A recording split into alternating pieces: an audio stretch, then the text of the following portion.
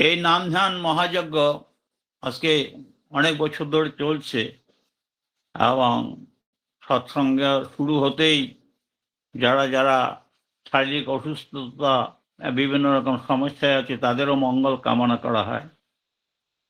ঠাকুর বলছেন নামের ভিতর দিয়ে আমাদের জীবনের যত সমস্যা আছে, আমাদের যে জন্ম জন্মান্তরের যে কর্ম আছে, মানুষ যদি ঠিক মতো নিষ্ঠা সহকারে কোনো কিছু পাওয়ার আশা না রেখে সবসময় ইষ্ট কর্মে ব্যস্ত থাকে, তাহলে তার মৃত্যু যোগ থেকেও মানুষ রক্ষা পেয়ে যায়। এমনি বহু ঘটনা আছে, হাজারো হাজারো ঘটনা, লক্ষ লক্ষ ঘটনা আছে যারা ঠাকুরকে ধরে নিষ্ঠা সহকারে প্রতিদিন ঠাকুরময় হয়ে আছে, তাদের জীবনের অনেক বড় বড় ফাঁড়া, অনেক বড় বড় অবস্থার থেকে কিন্তু মানুষ রক্ষা পেয়ে যাচ্ছে। তাই আমাদের একটা পরম ভাগ্য, আমাদের জীবনে তাকে পাওয়ার সুযোগ হয়েছে। এই পৃথিবীতে কোটি কোটি মানুষ আছে, সমস্ত পৃথিবীর মানুষ তো তাকে ধরতে পারেনি, কিন্তু যারা তাকে ধরেছে, যাকে তাকে নিয়ে চলছে প্রতি মুহূর্ত, কোনো স্বার্থ বুদ্ধি না নিয়ে শুধু ঠাকুরময় হয়ে আছে, তাদের প্রতিটা মানুষের জীবনে তারা যাই কর্ম করুক, জন্ম জন্মান্তরে যাই থাক,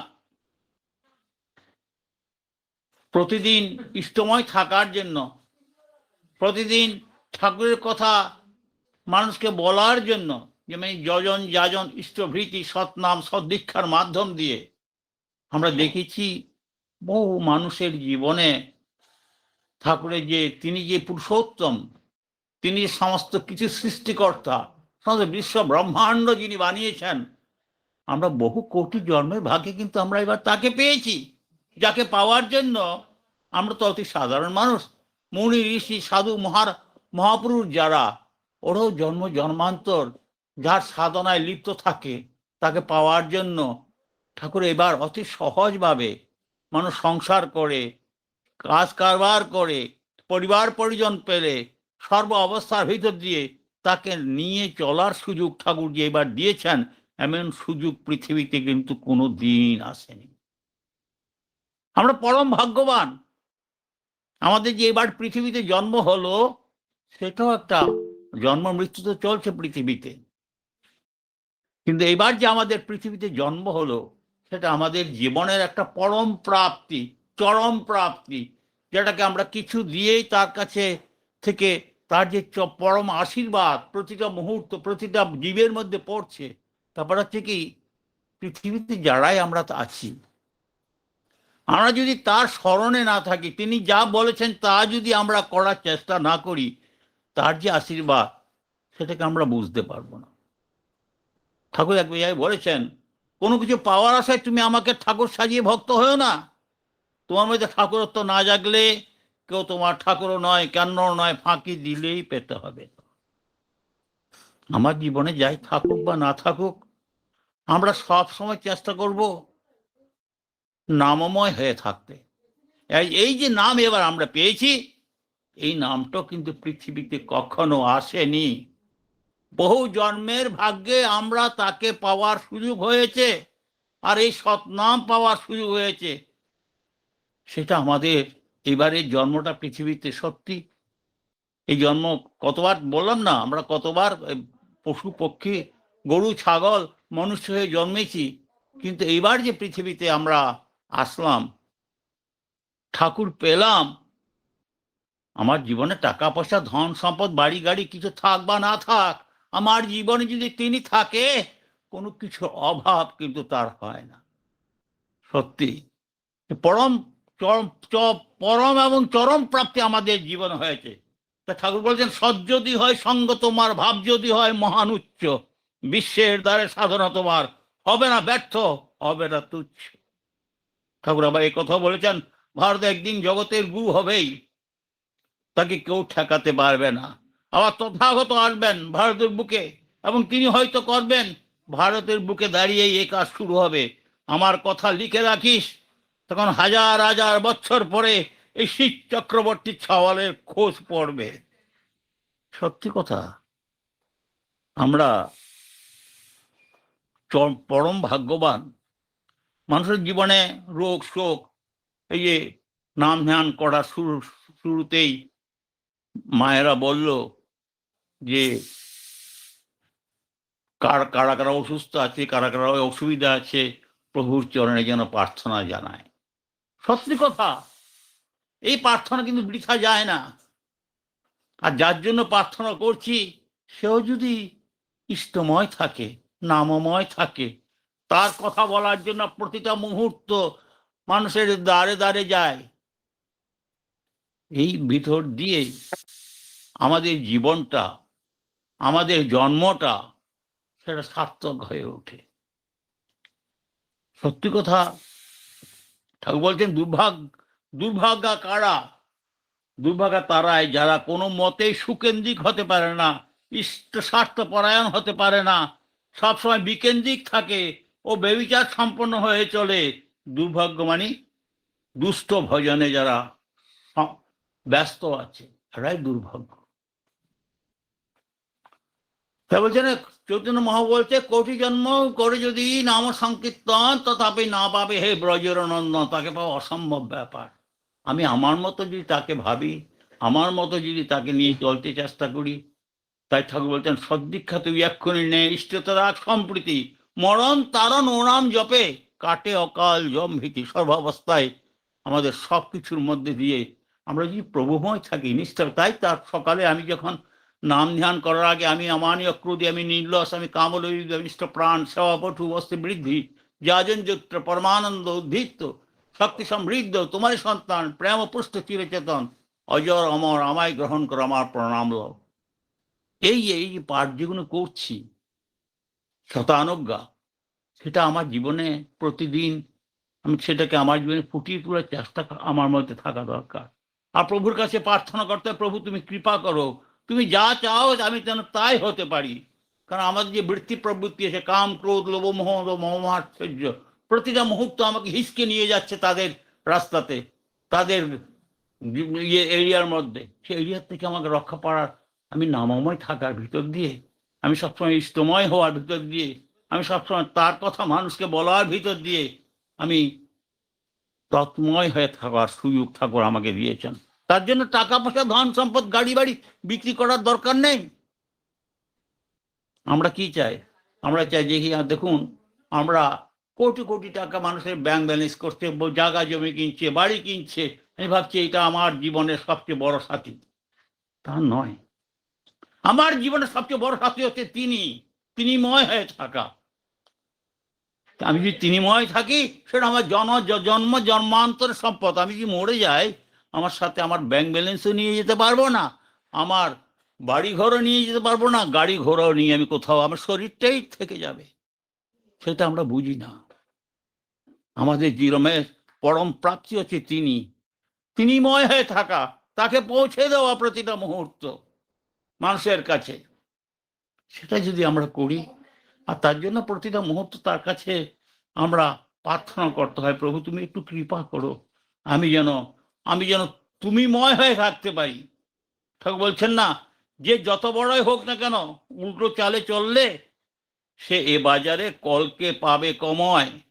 পরমপিতার যে স্রোত বয়ে দিয়েছেন, তার গতি পরিবর্তন করার সাধ্য আমার নিজেরও নেই। ঠাকুর বলেছেন, অন্যে পরে কার কথা, যে ঠিকভাবে চলবে সে তরতরে হয়ে করে এগিয়ে যাবে। এই যে সুযোগ পেয়েছ, দুরুতি বুদ্ধিকে প্রশ্রয় দেবে, পুষে থাকবে, প্রকৃতি তোমাকে কিন্তু বাতিল করে দেবে। আলোচনা প্রসঙ্গে দশম খণ্ডে আছে সেটা। তাই ঠাকুর বলছেন, আমি যা বলছি তা না করলে বিধ্বস্তির কবলে পড়তে হবে। তাই সময় মতো সবকিছু মুক্ত করে তুলতে হবে, যাতে দেশের এক কোনায়ও একজন লোক অদীক্ষিত না থাকে, তা করা লাগবে। আমাদের বর্তমান আচার্যদেব, পূজনীয় অবিন্দা, সবাই চেষ্টা করছে আমরা সব সময় ঠাকুরময় হয়ে থাকি।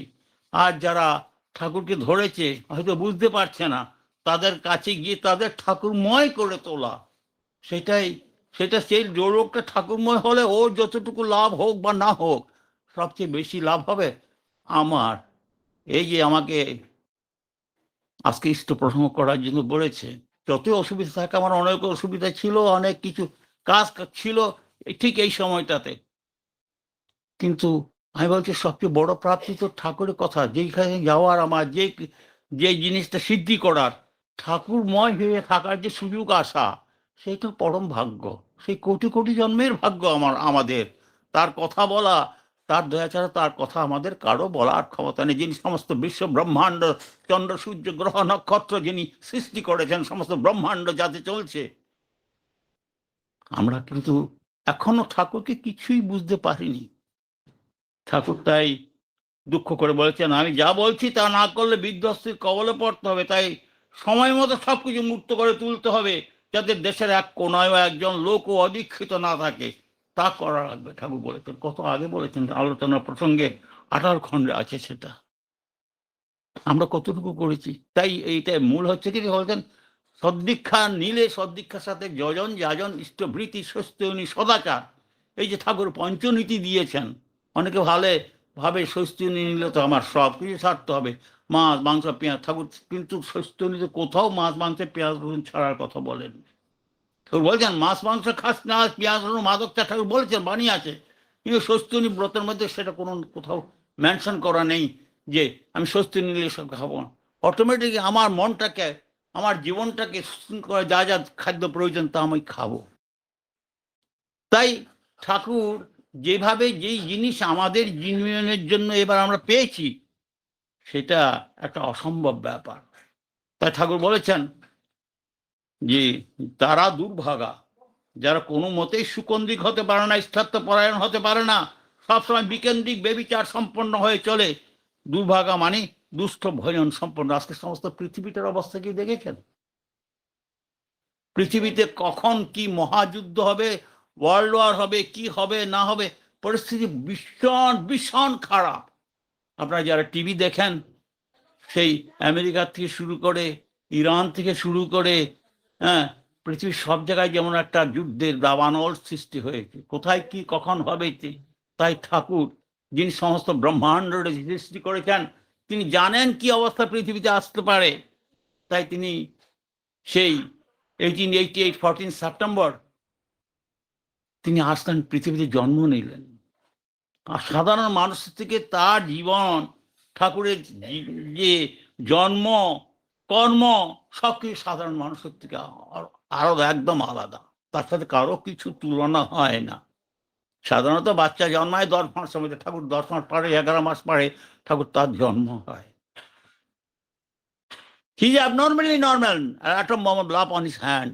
কেউ বলেছে ঠাকুর অ্যাবনর্মালি নর্মাল, তিনি সবকিছু অ্যাবনর্মাল থাকলে তিনি পরিপূর্ণ নর্মাল। তার সাথে পৃথিবীতে কারো তুলনা হয় না। তাই পুরুষোত্তম আসেন যখন, সব গুরুর সার্থকতা, তাকে ধরলে হয় না কো গুরু ত্যাগের ঘৃণ্য কথা। অনেকে ভাবে আমি তো কাউকে গ্রহণ করে আছি, সেই রাম হোক কৃষ্ণ হোক যেই হোক, আমরা কোনো কুলুগুরু হোক, যাকে গ্রহণ করে ছাড়ব কি করে? আমার গ্রহণ করাই হয়নি।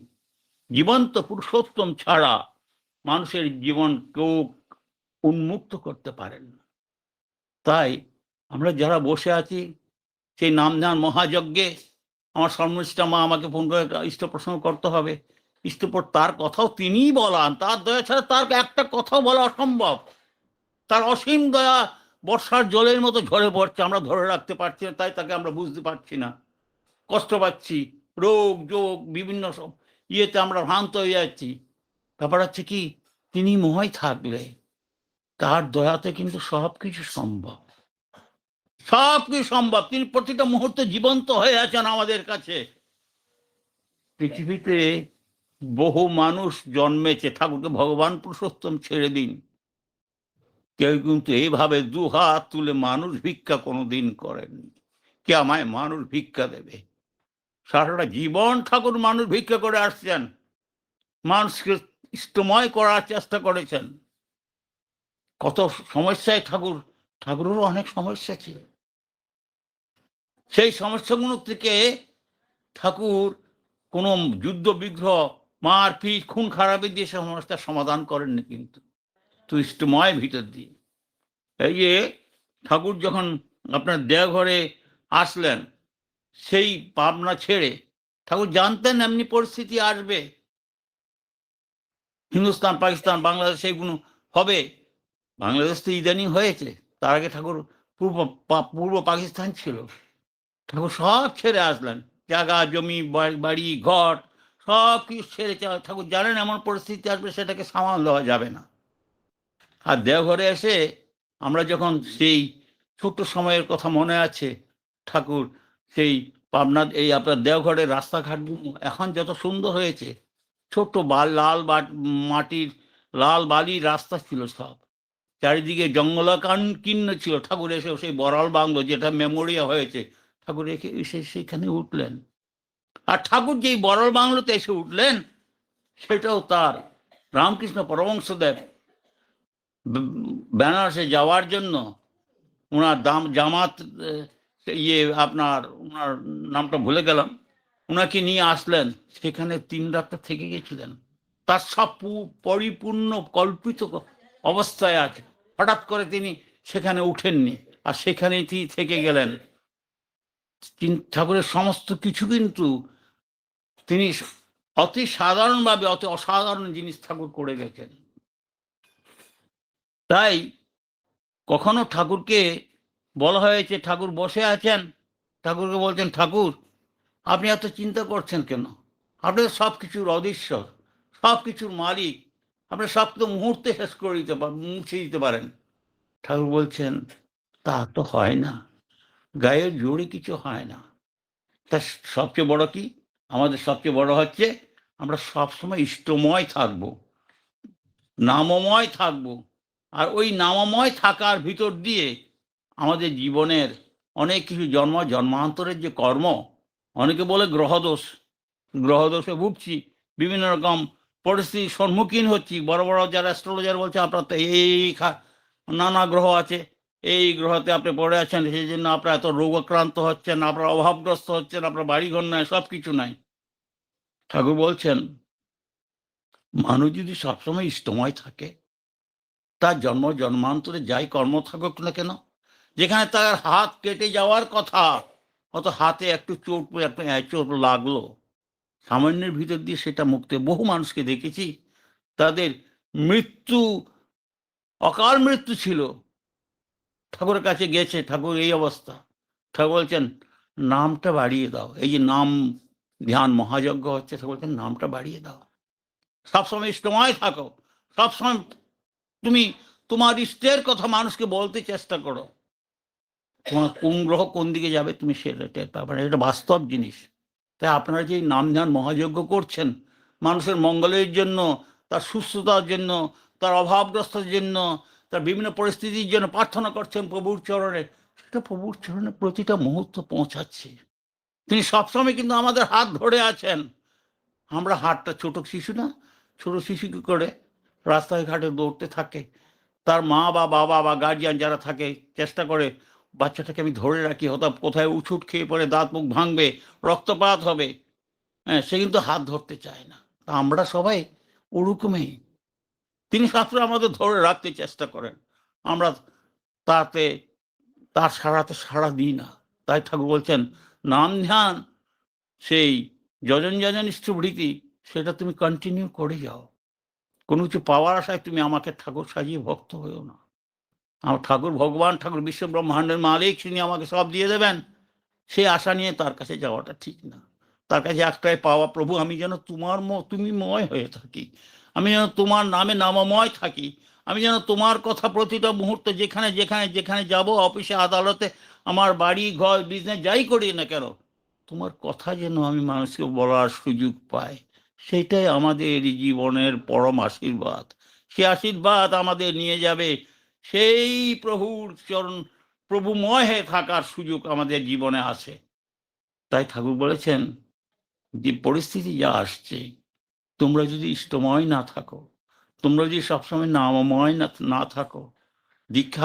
ঋত্বিক দাদা এসে দীক্ষা দিয়ে দিলেন, দীক্ষা দেওয়ার পর হয়তো ঋত্বিক দাদা খোঁজ নেওয়ারও সময় নেই, সেটা আমি যে পেলাম সেটাকে তো আমি করব, আমি কিছু না করি কিছু, তো অনেকে বলে আরে দীক্ষা তো আমি নিয়েছি দাদা, আমার তো অভাব অনটন দুঃখ যন্ত্রণা যা ছিল আগে তাই আছে, আমি কিছুই করছি না, আমি শুধু এই ভাব নিয়ে আসছি আমি দীক্ষা নিলে সব আমার ঠিক হয়ে যাবে।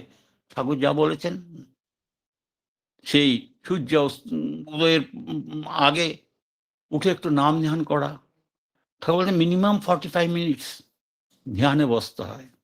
সেই ধ্যান যদি আমি না করি, নাম যদি না করি, চক্রপট দেখে ঠাকুর যে চক্রপট দিয়েছেন সেই আমার নাভির থেকে সে নাম আমি উঠাবো আস্তে আস্তে, হ্যাঁ, 4 জায়গায় উঠিয়ে ঋত্বিক দেবতা যখন দিই, আমরা যখন দীক্ষা দিই কাউকে, দীক্ষা তো ঠাকুর দেন, দীক্ষা দিই তার বলে দিই ভাই তুমি নাভির থেকে নামটা ওটাও 4 অক্ষরের নাম, এবং এখানে যখন তুমি চক্র দিয়ে তাকিয়ে থাকো আর নাম করতে থাকো, তুমি তোমার এখানেই তাকে দর্শন হবে।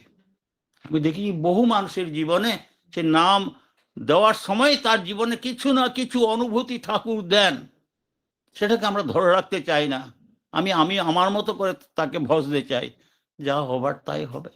আমি তার মতো করে ভজি, তার মতো করে নিই, আমাদের সবচেয়ে বড় আশীর্বাদ পৃথিবীতে আমরা তাকে পেয়েছি, তাকে পাওয়ার আমরা কেউ উপযুক্ত নয়, তিনি সব কিছু করেছেন। আজকের যে পৃথিবীর অবস্থাটা যেভাবে মন নিচ্ছে প্রতিদিন, ওই ভেনেজুয়েলা থেকে শুরু করে আমেরিকার ইয়ের থেকে শুরু করে রাশিয়া এর থেকে শুরু করে এই পাকিস্তান ইরান থেকে শুরু করে সর্বত্র একটা খুব খারাপ পরিস্থিতির সম্মুখীন হচ্ছে পৃথিবী। ঠাকুর বলেছেন পৃথিবীতে মানুষ থাকবে কিনা সন্দেহ, আমি যা বলছি তা না করলে বিধ্বস্তির কবলে পড়তে হবে। তাই সময়মতো সব কিছু মুক্ত করে, তাই আমাদের পরম পূজ্য আচার্যদেব চাচ্ছেন আমরা সব সময় মানুষকে ঠাকুরময় করা, নিজে ঠাকুরময় থাকবো, মানুষগুলো যেন ঠাকুরময় থাকে। তাতে তাতে যে পরিস্থিতি আসুক না কেন, সব পরিস্থিতিতে হাতে, আমরা যে রোগ শোক বিভিন্নভাবে আক্রান্ত হচ্ছি, তারও মূল কারণ আমরা ইষ্টের থেকে থাকলে আপন, ছিন্ন ভিন্ন তার জীবন, ইষ্ট ছাড়া যার গোলা, ভাতে মরে তার পোলা, ঠাকুর বলছেন। তিনি আমাদের মোক্ষ থাকা দরকার, তিনি এক এবং অদ্বিতীয়, তাকে প্রতিটা মুহূর্ত আমরা অনুভব করতে পারি। সেই নাম করার ভিতর দিয়ে ঠাকুর যা যা বলেছেন তা করার ভিতর দিয়ে আমরা চলি, প্রতিটা মুহূর্তে তিনি কিন্তু আমার হাত ধরে আছেন, চিন্তা আর কিছু নেই। রোগ শোক অভাব অনটন থাকবে, আমার কর্মে আছে জন্ম জন্মান্তরের, তা ঠাকুরকে পাওয়ার ভিতর দিয়ে তার এই জন্ম জন্মান্তরের কর্মের থেকে মানুষ মুক্তি পাচ্ছে। কিন্তু ঠাকুরকে কখনো সময় শেষ হয়ে আসছে, তার কথা শেষ হয় না, তার দয়ার কিন্তু কোনো শেষ নেই। এই যে কেষ্টদা একবার ঠাকুরকে জিজ্ঞেস, পাবনা হিমায়তপুরের গভীর রাত্রে ঠাকুর বসে আছেন একটা মাচাঙের মধ্যে, আর কেষ্টদা ঠাকুরকে জিজ্ঞেস, ঠাকুর এই যে নক্ষত্র খচিত পৃথিবী, এই যে লক্ষ লক্ষ কোটি কোটি নক্ষত্র দেখছি, এই যে পৃথিবীর আকাশটা দেখছি, ঠাকুর এটা কে, এটা কি আপনি সৃষ্টি করেছেন? অনেকবার বলেছেন, কিন্তু সেই দিন ঠাকুর বললেন শব্দকে, হ্যাঁ হ্যাঁ সব আমি সৃষ্টি করেছি। তা আমরা কাকে পেলাম? আমাদের মতো ধনী কিন্তু ব্রহ্মাণ্ডের মধ্যে কেউ নেই, যারা ঠাকুরকে পেয়েছে, ঠাকুরকে নিয়ে চলছে, ঠাকুরের প্রতিটা মুহূর্তকে পরিবেশন করার চেষ্টা করছে মানুষের মধ্যে, তাদের মতো ভাগ্যবান কিন্তু কেউ নেই। আমরা পরম ভাগ্যবান, আমাদের জীবনে পরম প্রাপ্তি হয়েছে প্রভুকে পাওয়া, সদ্দীক্ষা পাওয়া, সৎনাম পাওয়া, যজন যজন স্ত্রীপ্রীতি স্বস্তিনী সদাচার করার সুযোগ পাওয়া, সেটা আমাদের জীবনে পরম আশীর্বাদ। যে কোনো পরিস্থিতি আসুক, প্রভুময় হয়ে থাকলে কোথার থেকে কোথায় মিলিয়ে যাবে চিন্তা করার ব্যাপার নয়। যাই হোক, যাই আসুক পৃথিবীতে, যুদ্ধ বিগ্রহ আণবিক যুদ্ধ থেকে অনেক কিছু, ঠাকুরময় থাকলে সর্ব অবস্থায় সব কিছু। তো তা তিনি যা যা বলেছেন তা আমার, যে আমরা সত্যানুসরণ, ঠাকুর যে সত্যানুসরণ লিখে দিয়েছেন এক রাত্রের মধ্যে, যেটা রবীন্দ্রনাথ ঠাকুরও সেই সত্যানুসরণ পড়ে তখন বলেছিলেন, ওই মহামানব আসে দিকে দিকে রোমাঞ্চ লগে ঘাসে ঘাটে, সুরুর লোকে ভেবে উঠে রঙ্ক ওই মহামানবের লগ্ন। সত্যানুসরণ আমরা ডেলি পড়ি, একটা লাইন পড়ে সেটা আমার জীবনে উঠাবার চেষ্টা করি। দেখুন সমস্যা আসবে, সব সমস্যা ছাড়া পৃথিবীতে কেউ নেই, রাজা হোক, মন্ত্রী হোক, প্রাইম মিনিস্টার হোক, প্রেসিডেন্ট হোক, যারাই আছে, অর্থমান হোক, বিনিয়োগ হোক, পয়সা থাক বা না থাক, সবার জীবনে সমস্যা থাকবে। সমস্যার সমাধান একটাই, সদ্গুরু শরণাপন্ন হওয়া। তাকে নিয়ে চলা। পরম পূজ্য আচার্যদেব আমাদের তাই চেষ্টা করছেন। ডিপি ওয়ার্কের মাধ্যম দিয়ে আমরা যারা নতুন দীক্ষা হয়েছে বা দীক্ষা হয়েছে কিছু করছে না, ঠাকুরকে বুঝতে চেষ্টা করেনি, তাদের মধ্যে প্রভুর কথা পৌঁছে দেওয়া। পূজনীয় অবিন্দ তার চেষ্টা করছেন। আর এর ভিতর দিয়ে আমরা ঠাকুরময় থাকবো, ইষ্টময় থাকবো, হ্যাঁ, তার চেয়ে বরং প্রাপ্তি কিন্তু কিছু নেই। আমার সময় শেষ হয়ে আসছে, তার কথা জন্ম জন্মান্তরে শেষ হবে না। বহু ভাগ্যবান, বহু বড় ধনী আপনারা যারা ঠাকুরকে নিয়ে চলছেন। সবাই সর্বাঙ্গীন মঙ্গল, ইষ্টময় জীবন প্রার্থনা করেছি। আর যারা যারা আজকে অসুস্থতার জন্য তাদের প্রভুর চরণে প্রার্থনা করেছি, আমিও সবাই সর্বাঙ্গীন মঙ্গল, নিরোগ সুদীর্ঘ জীবন প্রার্থনা করি প্রভুর চরণে। তার চেয়ে বড় প্রাপ্য কিন্তু আমাদের এই জীবনে কিছু নেই। সবাইকে আমার জয়গুরু, সবাই সর্বাঙ্গীন মঙ্গল প্রার্থনা করে আমি বিদায় নিচ্ছি। জয়গুরু, সবাইকে জয়গুরু। জয় গুরু দাদা, জয় গুরু। খুব সুন্দর আলোচনা করলেন যে নিষ্ঠা সহকারে নাম যদি করা হয় তাহলে আমাদের কর্মফল খণ্ডন হয়ে যায়। বহু জন্মের পুণ্যের ফলে আমাদের মানব জন্ম পেয়েছি এবং আরো পুণ্য ভোগ করেছি বলেই তার চরণে স্থান পেয়েছি। তিনি সঙ্গে থাকলে ধর্ম, অর্থ, কাম, মোক্ষ সব পাওয়া যাবে। সুকেন্দ্রিক হতে হবে। তিনি এক এবং অদ্বিতীয়। জীবন্ত গুরুকেও আমাদের ধরতে হয়।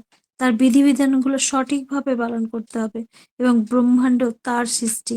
তার পঞ্চনীতি পালন করে চলতে হবে এবং সদ্গুরু শরণাপন্ন হলে, সৎসঙ্গের আশ্রয় গ্রহণ করলে সর্ব সমস্যার সমাধান হবে। খুব সুন্দর আলোচনা করে আমাদের সমৃদ্ধ করলেন। খুব ভালো থাকুন দাদা, সুস্থ থাকুন। আবারও আসবেন। আরো আশা রইল যে আপনি তো ঠাকুরের সঙ্গ করা মানুষ। আপনার কিছু ঘটনা তার কাছে এসে বা আপনার জীবনে দয়ার কথা একদিন শোনার আশায় থাকলাম। এই অপেক্ষায় থাকলাম আপনি আবার আসবেন। পরমপিতা রাঙা রাতুল চরণে আপনার সার্বিক মঙ্গল প্রার্থনা করি। আপনি আপনার পরিবার, পারিপার্শ্বিক সবাইকে নিষ্কুশ শান্তিতে আনন্দে থাকুন, এই কাতর প্রার্থনা দয়ালে রাঙা রাতুল চরণে। জয় গুরু দাদা। একদিন যদি সব তার দয়া, সব তার জয়। একদিন যদি এসে আপনার জীবনে দয়ার কথাগুলো বলেন তাহলে আমরা সমৃদ্ধ হব। জয় জয় গুরু গুরু মা, দাদা। চেষ্টা করবো। জয় জয় জয় গুরু, গুরু। জয় জয়।